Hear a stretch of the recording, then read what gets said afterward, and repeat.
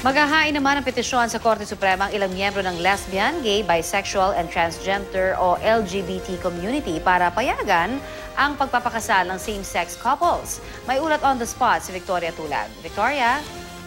Connie, dalawang couples na miyembro ng lesbian, gay, bisexual, and transgender o LGBT community ang sinubukang mag-apply ng marriage license sa Quezon City Civil Registrar's Office ngayong umaga pero nabigo sila.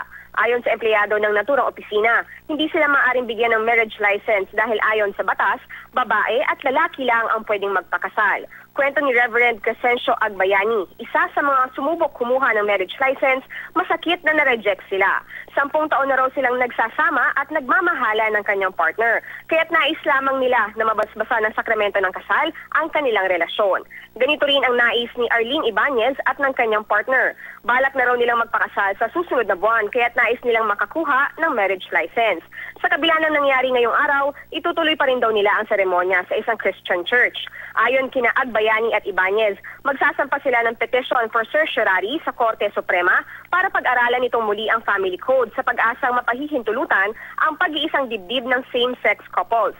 Bagaman sinabi na noon ng Malacanang at Simbahang Katolika na hindi kinikilala sa bansa ang same-sex marriage, naniniwala si Attorney Jesus Falsis na papaboran ng Korte Suprema ang kanilang apela.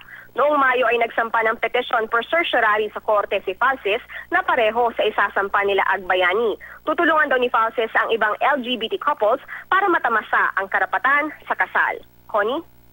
Salamat, Victoria Tulad.